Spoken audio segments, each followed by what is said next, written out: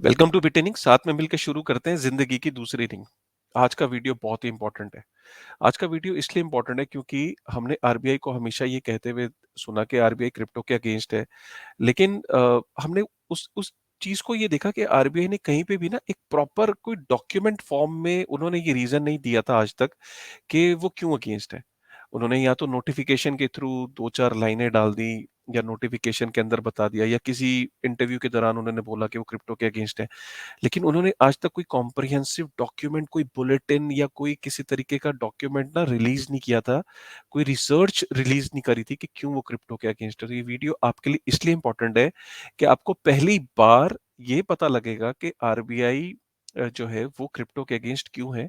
उन्होंने लिटरली बहुत डिटेल्स, बहुत सारे फैक्ट्स, बहुत सारी रिसर्च करी है, तो जाके ये बुलेटिन उन्होंने बनाया और इस बुलेटिन के अंदर उन्होंने हमें और आपको ये लगता था कि आरबीआई को नॉलेज नहीं है या आरबीआई रिसर्च नहीं कर रहा या आरबीआई ने अपना मंथन नहीं किया या आरबीआई को प्रूफ ऑफ वर्क के बारे में नहीं पता या आरबीआई को प्रूफ ऑफ स्टेक के बारे में नहीं पता, आरबीआई को टेक्नोलॉजी के बारे में नहीं पता या आरबीआई को सतोशी नाकामोतो की विजन के बारे में नहीं पता। ये मेरा और आपका भ्रम हो सकता है, लेकिन आरबीआई को सब पता है। आरबीआई ने अपनी पूरी एक रिसर्च करी है और उसको फाइनली एक डॉक्यूमेंट फॉर्म में किया है। तो वीडियो को एंड तक ज़रूर देखिएगा। बिट इनिंग हमेशा ऐसे एक्सक्लूसिव वीडियो लेके आता है। चाहो तो मैं ये वीडियो 2 मिनट के अंदर भी बना सकता हूँ। टू बी ऑनेस्ट मैं आपको बोल दूँ, आरबीआई क्रिप्टो के अगेंस्ट है। उन्होंने एक बुलेटिन फॉर्म किया है। वो नीचे डिस्क्रिप्शन में बुलेटिन है, उसको क्लिक करिए, बुलेटिन पढ़ लीजिए। लेकिन आप ऐसा करोगे? ऐसा नहीं करोगे। मैंने क्या करा, उस बुलेटिन को पूरा पढ़ा। उस बुलेटिन के अंदर से जो पॉइंट्स हैं, जो सबसे इम्पोर्टेंट पॉइंट्स हैं कि आरबीआई क्यों क्रिप्टो के अगेंस्ट है, क्या आरबीआई के कंसर्न्स हैं, उन सारे इम्पोर्टेंट पॉइंट्स को मैंने लिस्ट डाउन किया है। ये वीडियो बड़ा इम्पोर्टेंट है। मैं ट्रैवल कर रहा हूँ, तभी आप देख रहे हो कि मेरा जो बैकग्राउंड है और जो मेरा एनवायरनमेंट है वो चेंज लग रहा होगा आपको, क्योंकि मैं ट्रैवल कर रहा हूँ। लेकिन फिर भी मुझे लगा क्योंकि ये वीडियो बहुत इंपॉर्टेंट है, रेलेवेंट है, इसलिए इस वीडियो का बनाना बहुत ज़रूरी है। मैं क्या करता हूँ, मैं बेसिकली अपने स्क्रीन को शेयर करता हूँ ताकि आप शेयर करके फिर मैं आपको बताता हूँ कि एग्जैक्टली क्या चीज़ें हैं, राइट? तो आप ये देख सकते हैं, मैंने स्क्रीन शेयर किया। मैं सबसे पहले आपके सामने जो चीज़ शेयर कर रहा हूँ, ये देखिए, आरबीआई docs.rbi.org आरबीआई का ये बुलेटिन है। और आरबीआई का ये बुलेटिन, अगर मैं नीचे देखूँ तो ये देखिए आपको पीडीएफ दिख रहा होगा, राइट? और ये पूरा आरबीआई का बुलेटिन है। और अगर मैं यहाँ पे पेज नंबर 9 डालता हूँ, राइट? तो आपको पेज नंबर 9 पे ये आरबीआई ने यहाँ पे मॉनेटरी टैगिंग और मॉनेटरी इन सब चीज़ों के बारे में बात करी है। और यहाँ पे आप नीचे अगर थोड़ा-सा और नीचे चलेंगे, तो आपको दिखेगा कि आरबीआई ने पूरा क्रिप्टो के लिए कॉम्प्रिहेंसिव बात करी है, राइट? ये देखिए, क्रिप्टो करेंसीज एंड असेसमेंट, ठीक है? टी रविशंकर जो है ये डेप्यूटी गवर्नर है आरबीआई के। पूरा का पूरा यहाँ पे आप ये देखिए, आरबीआई ने इसको पूरा डॉक्यूमेंट किया है कि वो क्यों क्रिप्टो के अगेंस्ट है, क्या आरबीआई के कंसर्न्स हैं। और यहाँ पे इंट्रोडक्शन से लेके क्रिप्टो करेंसी के बेसिक्स से लेके फिर क्रिप्टो करेंसी का पूरा हिस्ट्री, क्या उसकी वैल्यूएशन है, कितने क्रिप्टो हैं, फिर उनका critical assessment of crypto currencies, ठीक है? फिर उसका कि क्रिप्टो के जो एंथुसियास्ट हैं, जो क्रिप्टो के इन्फ्लुएंसर्स हैं, क्रिप्टो का जो मीडिया है वो क्या बोलता है, फिर सारे उन्होंने उन चीज़ों के आंसर्स दिए हैं। क्या आरबीआई का कंसर्न्स है, ये आप ये देख रहे हो, बुलेटिन फॉर्म में सारा कवर किया है। लेकिन अब आपको ये बुलेटिन, अब ये RBI should crypto currencies be permitted and regulated in India, है ना? तो आप ये भी देख रहे हो। तो आरबीआई ने पूरा एक-एक पॉइंट बुलेटिन फॉर्म में, वैसे तो इस बुलेटिन का लिंक मैं नीचे डाल दूँगा, लेकिन क्योंकि ये बुलेटिन एट लेंथ है, आप ऑब्वियसली आपके पास शायद इतना टाइम ना हो, तो मैंने क्या करा, मैंने इसको एक ब्रेक डाउन करने की कोशिश करी है। और मैंने इसको क्या करा, एक पीपीटी फॉर्म में बनाया, जो भी इम्पोर्टेंट पॉइंट्स हैं उन सबको कवर किया। अगर आप देख सकते हो कि मैंने ये बुलेटिन फॉर्म में आरबीआई का जो ये बुलेटिन था, उसको मैंने एक पीपीटी फॉर्म में बनाया और अब मैं इसको आपके सामने कवर करता हूँ, ठीक है? सबसे पहले पेज नंबर 14 पे आरबीआई ने एक इंट्रोडक्शन दी और उस इंट्रोडक्शन के अंदर पेज नंबर 14 में आरबीआई ने बोला कि जो अपनी शुरुआत में कि क्रिप्टो करेंसीज बेसिकली है क्या, क्रिप्टो करेंसीज की आइडियोलॉजी क्या है।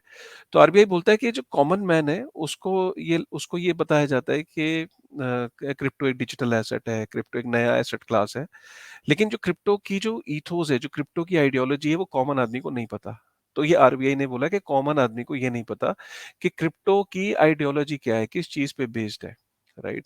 तो क्रिप्टो एक्चुअली में आरबीआई का कहना है कि क्रिप्टो एक टेक्नोलॉजी ही नहीं है, क्रिप्टो एक्चुअली एक आइडियोलॉजी के ऊपर चलती है और वो आइडियोलॉजी क्या है? आइडियोलॉजी है कि क्रिप्टो के जो प्रोडक्ट्स है या क्रिप्टो इस तरीके से डिजाइन्ड है फंडामेंटली कि वो बाईपास करता है जो एग्जिस्टिंग एस्टैब्लिश्ड फाइनेंशियल सिस्टम्स है, ठीक है? और जो गवर्नमेंट है, जो जो फाइनेंशियल सिस्टम एग्जिस्टिंग उसको कौन गवर्न करता है? गवर्नमेंट गवर्न करती है। तो क्रिप्टो का जो बेसिक आइडियोलॉजी वो ये है कि वो गवर्नमेंट को बाईपास करे। गवर्नमेंट के जो बनाए हुए फाइनेंशियल एस्टैब्लिशमेंट्स हैं, जैसे कि सेंट्रल बैंक्स हैं, आपके फाइनेंशियल इंस्टीट्यूशंस हैं, उनको बाईपास करने का एक तरीका है, ये क्रिप्टो की आइडियोलॉजी है, राइट? इनफैक्ट अगर आप तीसरा पॉइंट देखो पहली स्लाइड पे, तो यहाँ लिखा है कि cryptocurrencies can usher in a separation of money and state. So basically इनका ये कहना है कि आरबीआई का कि क्रिप्टो के जो एंथुजियास्ट हैं, जो लोग क्रिप्टो में हैं, वो इस हद तक सोचते हैं कि वो मनी को और स्टेट को, इन दोनों कॉन्सेप्ट को अलग-अलग देखते हैं वो। और वो चाहते हैं कि स्टेट अलग हो और मनी जो है वो स्टेट सब्जेक्ट ना हो, मनी स्टेट से अलग हो। इनफैक्ट जैसे कि separation of church and state, जैसे चर्च जो है वो स्टेट का पार्ट नहीं होती, जैसे रिलीजन जो है that that is different from the state machinery या स्टेट गवर्नमेंट। सो चर्च और स्टेट जिस तरीके से अलग-अलग ऑपरेट करते हैं, उसी तरीके से मनी और स्टेट शुड ऑपरेट सेपरेटली। ये क्रिप्टो के जो एंथुसियास्ट हैं या क्रिप्टो के अंदर जो लोग हैं, उनका ये मानना है। ये आरबीआई ने अपनी इस बुलेटिन के अंदर ये पॉइंट्स मेंशन किए हैं। बिल्कुल बिगिनिंग में जब उन्होंने क्रिप्टो को समझाना शुरू किया, तो उसमें ये पॉइंट्स लिखे हैं और इनफैक्ट उन्होंने ये बोला कि कई जो लोग हैं, इनफैक्ट जो क्रिप्टो के अंदर जो लोग हैं, उनका ये मानना है कि it is a freedom money. So basically उनको ये लगता है कि since when you can bypass the government machinery, when you can bypass the central banks, तो ये एक तरीके की फ्रीडम मनी भी है, ठीक है? इनफैक्ट उन्होंने नासिम निकोलस तालिब, सो बेसिकली ये बहुत बड़े ऑथर हैं, राइटर हैं। पहले ये क्रिप्टो के फेवर में काफ़ी चीज़ें लिखते थे और अब recently he has stopped writing in favour of it. In fact he has also criticised crypto now for some reasons. और काफ़ी बड़े इकोनॉमिस्ट हैं, काफ़ी बड़ा इनका कंट्रीब्यूशन है, काफ़ी सारी बुक्स हैं। तो उनका एक कोट इन्होंने लिया है आरबीआई ने इसमें बुलेटिन के अंदर, जिसमें लिखा है कि bitcoin is an insurance policy against an Orwellian future. So जो ऑथोरिटेरियन फ्यूचर होगा कल को, जो गवर्नमेंट के जो जो ऑथोरिटेटिव गवर्नमेंट्स होंगी फ्यूचर में, तो नासिम निकोलस तालिब का एक कोट आरबीआई ने अपने इसमें पब्लिश किया है बुलेटिन में कि बिटकॉइन को कई लोग मानते हैं it is an insurance policy against an Orwellian future. Crypto currency के इस इंट्रोडक्शन के बाद बेसिकली आइडियोलॉजी बताई आरबीआई ने अपने इंट्रोडक्शन में। उसके बाद वो आगे चले, उन्होंने बोला कि चलिए हम आपको क्रिप्टो करेंसी का थोड़ा बेसिक बताते हैं। तो उन्होंने बुलेटिन में बोला कि जैसे सपोज करिए कि जब पेपर करेंसी के अंदर जब एक आदमी दूसरे आदमी को पैसा देता है, एक आदमी ने दूसरे आदमी को पैसा दिया, तो जिसके हाथ में पैसा रिसीव हुआ, कैश, कैश की बात हो रही है यहाँ पे। जब कैश रिसीव हुआ तो बस रिसीव करने वाले को सिर्फ इतना देखना है कि वो जो उसके हाथ में कैश आया, क्या वो नकली तो नहीं है? क्या वो काउंटरफीट तो नहीं है, मतलब कोई नकली नोट तो नहीं आया? तो इसका मतलब ये कि जो रिसीवर है वो ऑथेंटिकेट करता है। जब हम कैश के अंदर डील करते हैं तो रिसीवर को ऑथेंटिकेट करना पड़ता है कि कैश देख के कि कैश ओरिजिनल है कि नहीं है, ऑथेंटिकेट है कि नहीं है, ठीक है? इतना होता है जब पेपर करेंसी होती है। डिजिटल ट्रांजैक्शंस के बीच में ये ऑथेंटिकेशन का काम जो है, ये सेंट्रल बैंक का होता है या जो बीच में बैंक होता है, जो इंटरमीडियरी होता है। तो कई लोग ये कहते हैं कि बैंक का कोई रोल नहीं है, तो आरबीआई का कहना है कि बैंक बहुत ही इंपॉर्टेंट रोल प्ले करता है कि जब लोग कैश इकोनॉमी से जब डिजिटल इकोनॉमी हो रही है, तो कैश इकोनॉमी में तो जो रिसीवर था वो ऑथेंटिकेट कर लिया करता था। लेकिन जब ये डिजिटल इकोनॉमी की हम बात कर रहे हैं, तो डिजिटल इकोनॉमी के अंदर जो ये ऑथेंटिकेशन का काम है, ये वेरिफिकेशन का काम है, ये सेंट्रल बैंक का काम है, राइट? तो सेंट्रल बैंक वेरीफाई करता है कि भेजने वाले के अकाउंट में पैसे थे या नहीं थे, और भेजने वाले ने जो जो एक को डेबिट किया अकाउंट को और एक को क्रेडिट किया, राइट?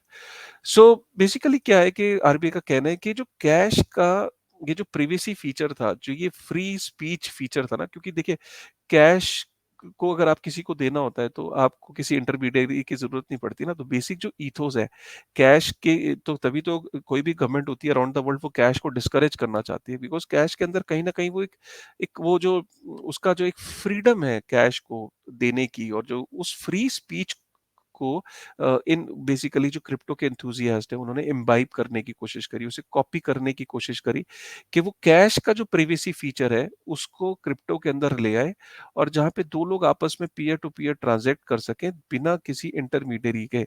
राइट? तो ये बेसिकली एक तरीका ये कैश के प्रिवेसी फीचर से ये इंस्पिरेशन मिली कि क्यों ना अपनी प्राइवेट क्रिप्टो करेंसीज़ जो है वो बनाई जाए, ठीक है? और इस तरीके का जो करेंसी बनाई जाए और इस तरीके का एक नेटवर्क बनाया जाए, जहाँ पे हमें एक्जिस्टिंग फाइनेंशियल जो इंस्टीट्यूशंस हैं और जो बैंक्स हैं, उनकी ज़रूरत ना पड़े। तो बेसिकली आरबीआई ने अपने बुलेटिन के अंदर ये इतना बैकग्राउंड दिया है कि पहले उन्होंने इंट्रोडक्शन दी, फिर उन्होंने क्रिप्टो करेंसीज़ की बेसिक्स समझाए, उस बेसिक्स के अंदर उन्होंने कैश की जो प्रिवेसी फीचर है उसको बताया, फिर उन्होंने अपना बैंक का रोल बताया और फिर ये बताया कि जो क्रिप्टो है वो बेसिकली कैश के जो ट्रांज़ैक्शंस हैं, जो कैश के अंदर जो प्रिवेसी फीचर है, उससे इंस्पायर होके क्रिप्टो को बनाया गया और क्रिप्टो का पर्पस सिर्फ़ ये है कि एक नेटवर्क बनाया जाए, एक सिस्टम बनाया जाए, जिसके अंदर वो बायपास कर सके जो एक्जिस्टिंग बैंक्स हैं और जो फाइनेंशियल इंस्टीट्यूशंस हैं। उसके बाद आगे चलते हैं आरबीआई और आगे बुलेटिन में वो कवर करते हैं कि देखिए डिजिटल क्यों बिटकॉइन और क्रिप्टो जो है ये इसका महत्व आया या इसकी लोगों ने इसकी क्यों इतना हाइप क्रिएट हुआ वो बेसिकली ये था कि आज से पहले जब डिजिटली जब हम अगर अगर सपोज बीच में जो बैंक का रोल है जो ऑथेंटिकेट करता है ट्रांजैक्शन को तो बैंक का इंपॉर्टेंट रोल है जब ये बैंक को आप हटाते हैं और जब एक डिसेंट्रलाइज तरीके से जब ट्रांजैक्शंस करते हैं तो आप बेसिकली एक सॉफ्टवेयर कोड जो सॉफ्टवेयर कोड के थ्रू आप डिजाइन करते हैं वो नेटवर्क के रूल्स डिफाइन करते हैं कि कंसेंसस मैकेनिज्म कैसे होगा उस नेटवर्क को सिक्योर कैसे किया जाएगा उस नेटवर्क के अंदर ब्लॉक्स कैसे मूव करेंगे, ट्रांज़ैक्शंस कैसे वेरीफ़ाई होंगी, माइनिंग कैसे होगी। तो ये सारा एक सॉफ्टवेयर कोड के थ्रू डिज़ाइन होता है। तो क्योंकि जो नॉर्मली जहाँ ज जो फाइनेंशियल ट्रांज़ैक्शंस जब होती हैं, जो नॉर्मली ट्रेडिशनल फाइनेंस के अंदर बैंक उसको उस ऑथेंटिकेशन का, वेरिफ़िकेशन का एक फैसिलिटेटर का काम करता है। लेकिन जो डिसेंट्रलाइज़ सिस्टम है जिससे क्रिप्टो ने इंस्पायर किया, वहाँ पे ऑथेंटिकेशन की जो प्रोसेस है, वो इस तरीके से डिज़ाइन है कि जो वहाँ पे लोग मिलके उसको जो है वो चलाते हैं और वो उन रूल्स को फ़ॉलो करते हैं जो उस नेटवर्क के रूल्स को एक सॉफ्टवेयर कोड की तरह डिज़ाइन किया है। उस नेटवर्क के जो रूल्स डिफाइन करे जाते हैं। सो बेसिकली ये कोड्स जो है ये कॉपी हो सकते हैं। तो डिसेंट्रलाइज़ सिस्टम में जो क्यों डिसेंट्रलाइज़ सिस्टम 2008 तक नहीं बन पाया, वो इस वजह से नहीं बन पाया कि जो सॉफ्टवेयर के कोड्स थे वो तो कॉपी किए जा सकते हैं और सेम इलेक्ट्रॉनिक मनी को एक से ज़्यादा बार स्पेंड किया जा सकता है। जब आप कुछ कोड्स को जब आप कॉपी कर सकते हो डिजिटली तो डिजिटल कॉपी करके आप सेम करेंसी को कई बार स्पेंड कर सकते हो। तो सेम करेंसी को बार-बार स्पेंड ना किया जा सके इस चीज़ को पहली बार जो सॉल्व किया वो बिटकॉइन ने सॉल्व किया। ये आरबीआई ने एक्नॉलेज किया है। आरबीआई ने बोला कि पहली बार जो ये डबल स्पेंडिंग की प्रॉब्लम थी इसको बिटकॉइन ने सॉल्व किया। वो कैसे सॉल्व किया? वो ऐसे सॉल्व किया कि जो ट्रांज़ैक्शंस हैं जब उनको आप एक्यूमुलेट करते हो एक ब्लॉक के अंदर और एक ब्लॉक को दूसरे ब्लॉक्स के साथ वो इंटरलिंक्ड होता है। तो जब भी कोई नया सेट ऑफ ट्रांज़ैक्शंस जो है वो एक बैच के अंदर एक ब्लॉक के अंदर डाली जाती है तो वो पिछले ब्लॉक के साथ कनेक्ट होता है। तो अगर आपको किसी भी ब्लॉक के अंदर अगर चेंजेस करने हैं तो आपको उससे जितने भी प्रीवियस ब्लॉक्स हैं उन सब के अंदर आपको जो है वो चेंजेस करने पड़ते हैं। तो जिसकी वजह से और ये सारा एनर्जी कंज्यूमिंग एक प्रोसेस होता है तो जिसकी वजह से अगर आपको एक पर्टिकुलर ट्रांज़ैक्शन को अगर चेंज करना है या उसके अंदर उसको टेम्पर करना है तो आपको पूरी जो चेन है उस वो जितने भी पिछले जो ब्लॉक्स हैं उस ब्लॉक के ऊपर तो उन सब के अंदर आपको चेंजेस करना पड़ेगा। तो ये डबल स्पेंडिंग की प्रॉब्लम को सॉल्व किया पहली बार बिटकॉइन ने सतोशी नाकामोटो ने डिज़ाइन किया और उसके अंदर आगे जो आरबीआई ने बोला कि कि कंसेंसस मैकेनिज्म जो है वो पहली बार डिज़ाइन हुआ जो क्रिप्टो करेंसीज़ हैं वो डिसेंट्रलाइज़ सिस्टम पे चलती हैं और जो कि एक कंसेंसस मैकेनिज्म के थ्रू चलती है जैसे प्रूफ ऑफ वर्क एक कंसेंसस मैकेनिज्म है बिटकॉइन का और इथेरियम का। क्रिप्टो करेंसी जो है वो एनोनिमस होती हैं, बेसिकली इसमें कोई केवाईसी नहीं होती, नाम, पता, एड्रेस नहीं होता, बॉर्डरलेस होती हैं और ये इंटरनेट के ऊपर चलती हैं, राइट? तो ये इंट्रोडक्शन में उन्होंने बोला। सो अब यहाँ पे शुरू होता है जो एक अगले सेक्शन में कि critical assessment of crypto currencies, मतलब कि आरबीआई ने इसको क्रिटिकली इसको एनालाइज किया कि कि क्रिप्टो करेंसीज के अंदर इश्यूज क्या होते हैं, क्या मेजर इश्यूज हैं। सो सबसे पहले आरबीआई ने बोला कि what precisely is crypto currency. So सबसे पहले आरबीआई ने बोला कि क्रिप्टो करेंसी का कोई इशूअर नहीं है, it has not been issued by a sovereign entity. जैसे कि कोई भी मनी जो है वो तब पॉपुलर हुई, वो तब मनी के अंदर जब स्ट्रेंथ तब आती है जब उसको कोई सॉवरेन एंटिटी बैंक करती है। आरबीआई इस हद तक जाता है कि आरबीआई बोलता है कि पुराने जमाने में लोग कहते हैं कि गोल्ड गोल्ड तो नेचर की चीज है, तो गोल्ड थोड़ी ना कोई मिंट करता है, या गोल्ड तो किसी की जायदाद नहीं है, गोल्ड किसी पर्टिकुलर देश का नहीं है। तो आरबीआई का कहना है कि यहाँ पे भी ये क्रिप्टो के एंथुसियास्ट गलत है, क्योंकि गोल्ड भी तब पॉपुलर हुआ जब गोल्ड को किसी किंग ने अपना ठप्पा लगाया, किंग ने उसे मान्यता दी। गोल्ड तब तक पॉपुलर नहीं होता अगर उसको वो मान्यता नहीं मिलती। तो ये बहुत इंपॉर्टेंट पॉइंट है जो आरबीआई ने अपने डिफेंस में बोला कि गोल्ड को भी अल्टीमेटली स्टैम्प किया गया, तभी gold popular form of money बना। उससे पहले वो बनता नहीं बनता, that would have been doubtful. Gold को सॉवरेन बैकिंग मिली, इसीलिए gold popular form of money हुआ, जितने सालों तक चला। सिमिलरली जो करेंसी है, क्रिप्टो करेंसी एक कमोडिटी भी नहीं है, क्योंकि कमोडिटी भी नहीं है, और क्योंकि कमोडिटी होती तो उसकी कोई इंट्रिंसिक वैल्यू होती, और ना ही ये कोई डेप्ट इंस्ट्रूमेंट है, जैसे इसको डेट इंस्ट्रूमेंट जो फाइनेंशियल इंस्ट्रूमेंट्स होते हैं वो भी नहीं है। तो बेसिकली ये फाइनेंशियल एसेट भी नहीं है, ये कोई कमोडिटी भी नहीं है, ये कोई करेंसी भी नहीं है, क्योंकि इसको सॉवरेन एंटिटी ने बैक नहीं करा। तो ये यहाँ पे कुछ बातें आरबीआई ने अपने डिफेंस में बोली है। और सबसे फोकस यहाँ पे सबसे ज्यादा आरबीआई ने दी है कि आरबी के क्रिप्टो करेंसीज की कोई इंट्रिंसिक वैल्यू नहीं है। और उसके बाद यहाँ पे ये भी बोला कि क्रिप्टो करेंसीज जो डेफिनेटली अगर डबल स्पेंडिंग की जो प्रॉब्लम को जो सॉल्व किया, तो जो डिस्ट्रीब्यूटेड लेजर टेक्नोलॉजी है, ये बहुत इंपॉर्टेंट एक टेक्नोलॉजी है, और ये एक रेवोल्यूशनरी टेक्नोलॉजी है। सो क्रिप्टो करेंसी जो है वो एक क्लोज्ड प्राइवेट क्लोज्ड एनवायरनमेंट में ऑपरेट कर सकते हैं, ठीक है?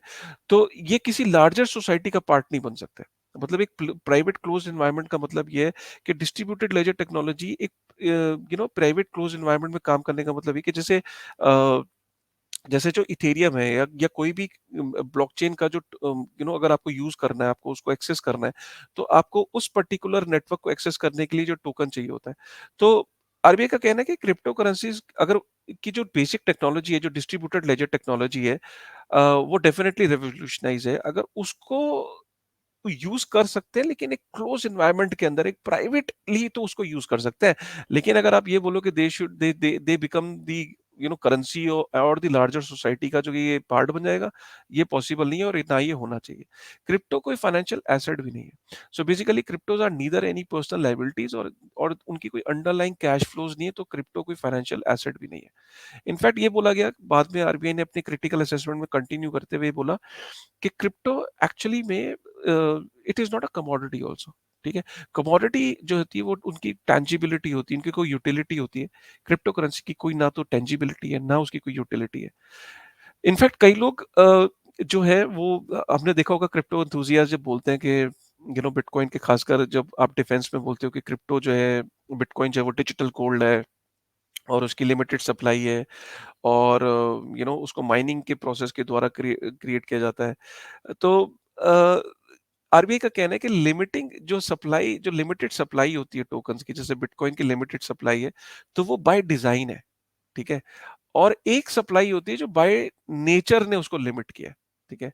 तो आरबीआई का कहना है कि जो design can always be modified, मतलब जैसे सपोज आपने बिटकॉइन का, या आपने किसी पर्टिकुलर क्रिप्टो की जो सप्लाई है, उसको डिजाइन, मतलब आपने सॉफ्टवेयर कोड बनाया, उस कोड को किसी ने तो बनाया, अब उसकी सप्लाई को लिमिट कर दिया, तो वो बाय डिजाइन आपने उसको लिमिट करा, आपने उसको रेयर करने के लिए, उसकी उसकी इंपॉर्टेंस को दिखाने के लिए आपने बाय डिजाइन उसको लिमिट कर दिया।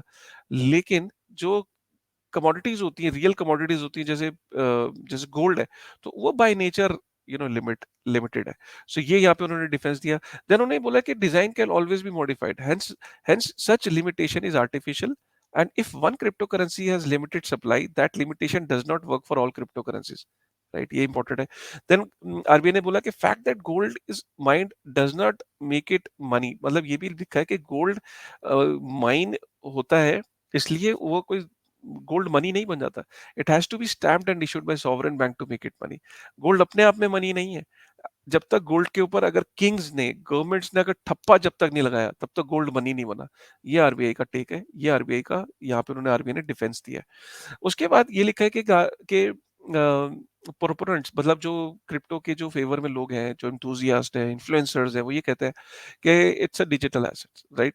दे call it as a digital asset. Crypto do not have any underlying use, like for instance car hiring. तो बेसिकली आरबीआई का कहना है कि मान लिया कि आप ये कहते हो कि ये डिजिटल एसेट है और ये कोई बहुत इंपॉर्टेंट, ये जो सॉफ्टवेयर है, बेसिकली बिटकॉइन के ये जो सॉफ्टवेयर के कोड है, ये इनका बहुत बड़ा यूज केस है।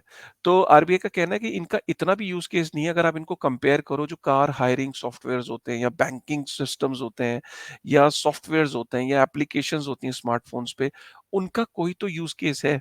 लेकिन अगर आप क्रिप्टो के सॉफ्टवेयर कोड को अगर इन सॉफ्टवेयर कोड से कंपेयर करो, तो इसका कोई भी यूज केस नहीं है। जो रियल वर्ल्ड एप्लीकेशंस हैं, जो रियल वर्ल्ड सॉफ्टवेयर है, तो बिटकॉइन एक डिजिटल एसेट के रूप में कहा जाता है कि एक ब्रेक थ्रू डिजिटल एसेट है। तो ये डिजिटल एसेट भी नहीं है, इसका सॉफ्टवेयर कोड की कोई मान्यता नहीं है, कोई इसका यूज केस नहीं है। इनफैक्ट ये जो इलेक्ट्रॉनिक कोड है, which has created enough hype such that people are willing to pay money to buy ownership right to that electronic code. So basically ये इलेक्ट्रॉनिक कोड है जिसका कोई प्रैक्टिकल यूज नहीं है। इसको एक हाइप के थ्रू क्रिएट किया गया। हाइप के थ्रू क्रिएट करने से क्या है कि ये, some people are willing to pay money for that hype, ठीक है? और टू बाय दैट ओनरशिप, इससे ज्यादा कुछ नहीं। और वो हाइप जिस दिन एक फॉल करेगा, तो उस दिन ये, everything will fall down like अ, एक ताश के पत्तों का एक किला नहीं बनाते हैं वो, तो उसको जैसे एक पत्ता खींच लो तो सारा किला वैसे गिर जाएगा। तो इस तरीके से आरबीआई ने इसको यहाँ पे डिफाइन करने की कोशिश करी है। इनफैक्ट आरबीआई ने बोला कि it's more like a gambling contract, it's like a Ponzi scheme.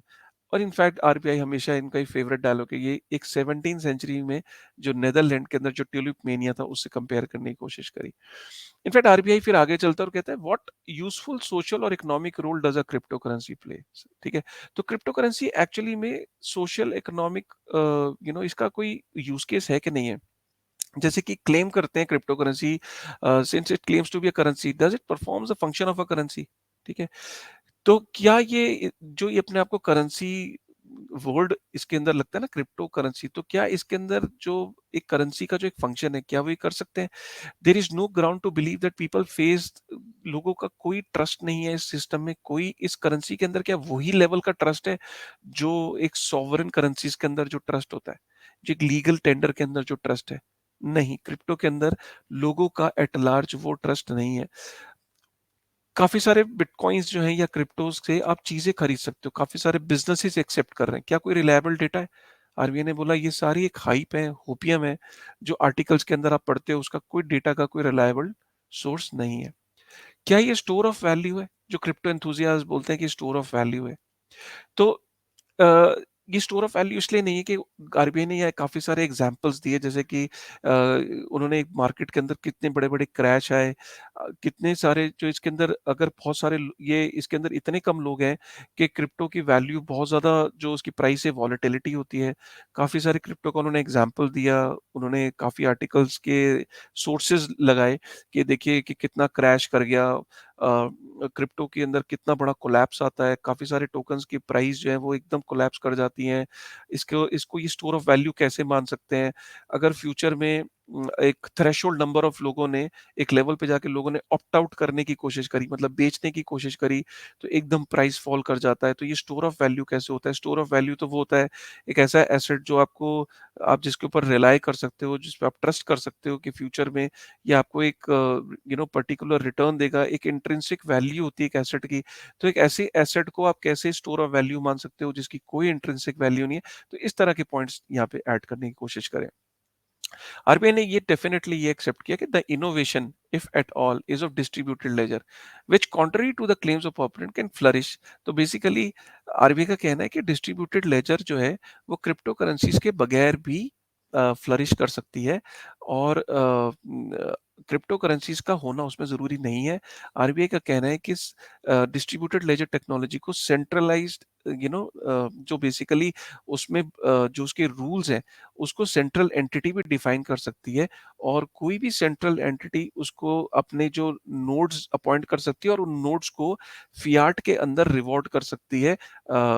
उस नोड के अंदर काम करें, उस सिस्टम के अंदर कंट्रीब्यूट करने के लिए, उस सिस्टम के अंदर काम करने के लिए जो वो सेंट्रल एंटिटी है वो नोड्स को बना सकती है, नोड्स को बिठा सकती है, नोड्स से काम करवा सकती है, उस नेटवर्क के रूल्स को डिफाइन कर सकती है और इन नोड्स को रिवॉर्ड कर सकती है। तो क्या ये डिस्ट्रीब्यूटेड लेजर, क्या ये डिसेंट्रलाइज होगा? क्वेश्चन ये है। हो सकता है। RBI is right when they said that distributed laser technology can be used privately, but yes, when you're saying that you want to do it in a closed network privately, then it becomes centralized. When you want to make it decentralized, when you want to make it transparent, when you want to make it open, then you don't need a central entity. Then you need to have a mechanism like proof of work, proof of stake to make it more decentralized.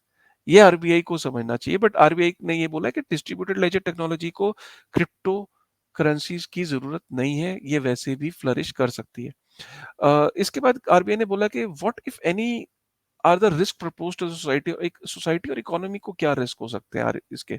So basically RBI ने यहाँ पे बहुत important points बोले। यहाँ पे RBI ने बोला कि सबसे पहली बात है कि the fundamental crypto risk of crypto currencies are two, they are intended to be private crypto currencies and they are structured to evade government control.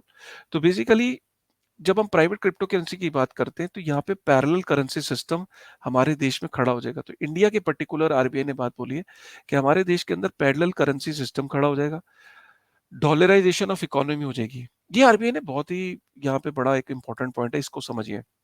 RBI का कहना है कि जितने भी क्रिप्टो करेंसीज हैं वो यूएसडी और यूएसडीटी में पैक्ड होती हैं। तो बेसिकली जितने भी बिटकॉइंस हैं या ये क्रिप्टो है, ये इनको आप यूएसडीटी और यूएसडीसी में आप इनको सेल करके यूएसडीटी और यूएसडीसी का प्रचलन हो रहा है। और USDT USDC is backed by dollar. ये उतना ही हो सकता है मार्केट में जितने डॉलर्स हैं। तो जैसे जैसे क्रिप्टो का प्रचलन बढ़ेगा, जैसे जैसे क्रिप्टो का चलन बढ़ेगा, जैसे क्रिप्टो की एक्सेप्टेंस बढ़ेगी, अगर हम उसको अलाउ करते हैं तो हम बेसिकली ये भी अलाउ कर रहे हैं कि जो हमारी इकोनॉमी है, ज़्यादा से ज़्यादा लोग यूएसडीटी और यूएसडीसी में अपने पैसे को रखना पसंद करेंगे। आज अगर आप लोगों को ऑप्शन दो कि आईएनआर में, यूएसडीटी में, यूएसडीसी में वो अपनी वेल्थ को रखना चाहेंगे, तो वो कुछ पोर्शन अपना यूएसडीटी और यूएसडीसी में भी एलोकेट करना चाहेंगे। इससे क्या होगा कि जो आईएनआर की जो पावर है, वो कम होगी। आईएनआर कोई कंपटीशन मिलेगा, डॉलराइजेशन ऑफ इकोनॉमी होगी, ज़्यादा से ज़्यादा लोग यूएसडीटी और यूएसडीसी में पैसे रखना चाहेंगे और वो अपने जो अभी करंट बैंकिंग सिस्टम में से पैसे हटा के वो यूएसडीटी और यूएसडीसी में रखना चाहेंगे। तो क्रिप्टो तो खतरनाक है ही है, स्टेबल कॉइन्स उससे भी ज़्यादा खतरनाक है। ये आरबीआई ने अपने उसमें बोला, क्योंकि स्टेबल कॉइन्स की वैल्यू स्टेबल होती है और given an opportunity stable coins can be sent outside. उसको आप इजीली ट्रांजैक्ट कर सकते हो, उसके थ्रू आप रोजमर्रा की चीजें खरीद सकते हो। तो डॉलराइजेशन, आप डॉलर को स्ट्रॉन्ग कर रहे हो और ज्यादा, और ये जो एडवांस इकोनॉमी ज्यादा स्ट्रॉन्ग हो जाएंगी और जो डेवलप इकोनॉमीज है उनकी स्ट्रेंथ उतनी ही कम होती चली जाएगी और इंडिया एक वीकर कंट्री होती चली जाएगी। तो ये गवर्नमेंट ने यहाँ पे, ये आरबीआई ने अपना पॉइंट रखा है। आरबीआई का एक और कंसर्न है कि India loses not just it's currencies but defining feature of its sovereignty. India का ये कहना है, आरबीआई का कहना है कि कोई भी देश ताकतवर तब होता है जब उसकी करेंसी स्ट्रांग होती है। अगर हमारी करेंसी डॉलर के अगेंस्ट वीक पड़ेगी तो हमारे जो सॉवरेनिटी है, जो हमारी ताकत है, हम अपने देश को अपनी करेंसी से गवर्न करते हैं। अगर हमारी करेंसी की पूछ ही नहीं होगी, हमारी करेंसी अगर कमजोर होगी डॉलर के सामने, तो हम अपनी जो सॉवरेन ताकत है उसको कमजोर कर देंगे। ये आरबीआई का कंसर्न है। उसके बाद with loss of traction for monetary policy, the ability to control inflation, मतलब जो इन्फ्लेशन है उसको मॉनेटरी पॉलिसी के थ्रू गवर्न करते हैं। हम मनी की डिमांड, सप्लाई या उसकी सप्लाई को बढ़ा के और कम करके इन्फ्लेशन को कंट्रोल करते हैं। अगर हमारी अगर जो कंट्रोल है वो मॉनेटरी पॉलिसी पे रहेगा ही नहीं, तो फिर इन्फ्लेशन के ऊपर से ऑटोमैटिकली हमारा कंट्रोल खत्म हो जाएगा। उसके बाद आरबीआई ने बोला कि व्हाट इफ कि इकोनॉमी और सोसाइटी को जो रिस्क्स हैं, तो उसमें मैंने यहाँ पे बात बताई यूएस डॉलर और यूरो की को पावरफुल है क्रेडिट क्रिएशन। सो बेसिकली जब इकोनॉमी के अंदर बहुत सारे हमें क्रेडिट सर जो है वो अवेल कराना पड़ता है इंडस्ट्रीज को, लोगों को क्रेडिट देना पड़ता है मार्केट के अंदर ताकि डिमांड जनरेट हो। जब लोगों का आईएनआर में से ही भरोसा उठ जाएगा या आईएनआर का कुछ जो पार्ट है वो डॉलराइजेशन को हम अगर स्ट्रॉन्ग करेंगे, तो उससे क्या होगा कि ज़्यादातर लोग जो है वो क्रेडिट जो है वो उसकी हमारे पास जब आईएनआर नहीं होगा, जब लोग डिपॉजिट नहीं करेंगे बैंक्स के अंदर, तो बैंक्स के अंदर एक लिक्विडिटी क्रंच आएगा। लोग अपना कुछ एलोकेशन जब यूएसडीटी और यूएसडीसी को डालना शुरू करेंगे, तो जो क्रेडिट क्रिएशन है, जो लिक्विडिटी है, उसका क्रंच आएगा और मार्केट के अंदर जो क्रेडिट फैसिलिटीज़ है, उस पे दबाव पड़ेगा, जिससे कि जो इकोनॉमी की जो ग्रोथ है, जो इंडस्ट्रीज़ है, जो उनको जिनको अवेल करना है, वो अब क्रेडिट अवेल नहीं कर पाएँगे, जिससे कि पूरी की पूरी जो ग्रोथ है, उस पे भी वो हैम्पर होगा। अ उसके बाद ये कि वैल्यूएशन ऑफ क्रिप्टो करेंसीज़ जो है, उसकी कोई अंडरलाइंग वैल्यू नहीं है। और ये आगे चल के ये भी लिखा है कि जो क्रिप्टो करेंसीज़ है, वो बहुत इलेक्ट्रिसिटी यूज़ होती हैं। इनफैक्ट यहाँ पे गवर्नमेंट ने आरबीआई ने एक ये भी चीज़ बोली कि by some estimates electricity use of bitcoin equalled that of the entire country of Switzerland in 2019। यहाँ पे एनर्जी कंजम्पशन के भी कंसर्न्स को बताने की कोशिश करी है। Should crypto currencies be permitted in India? तो पहला जो आर्ग्यूमेंट है कि इंडिया को के अंदर क्रिप्टो करेंसीज को अलाउ करना चाहिए। तो सबसे पहले जो क्रिप्टो एंथुसियास्ट बोलते हैं कि प्रॉमिसिंग टेक्नोलॉजी है where Indians might have a global edge. तो आरबीआई का कहना है कि टेक्नोलॉजी जो है वो बिना क्रिप्टो के भी फ्लरिश कर सकती है। डिस्ट्रीब्यूटेड लेजर टेक्नोलॉजी को क्रिप्टो की ज़रूरत नहीं है।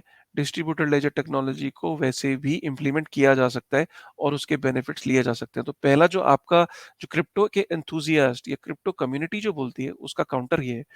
उसका बाद आप ये बोलते हो, मतलब जो क्रिप्टो के एंथुसियास्ट है वो ये बोलते हैं कि काफ़ी सारी कंट्रीज़ ने बैन नहीं किया है, तो हम क्यों बैन करें? तो यहाँ पे आरबीआई का कहना है कि जो काफ़ी सारी एडवांस कंट्रीज़ हैं, उन्होंने अगर बैन नहीं किया है, तो वो सक्षम है, उनकी इकोनॉमी सक्षम है इसके जो रिस्क्स हैं उनको मैनेज करने के लिए। चाहे वो लीगल सिस्टम हो, चाहे वो बैंकिंग सिस्टम हो, वो सक्षम है और उनकी जो लीगल प्रक्रिया है वो बहुत स्ट्रॉन्ग है।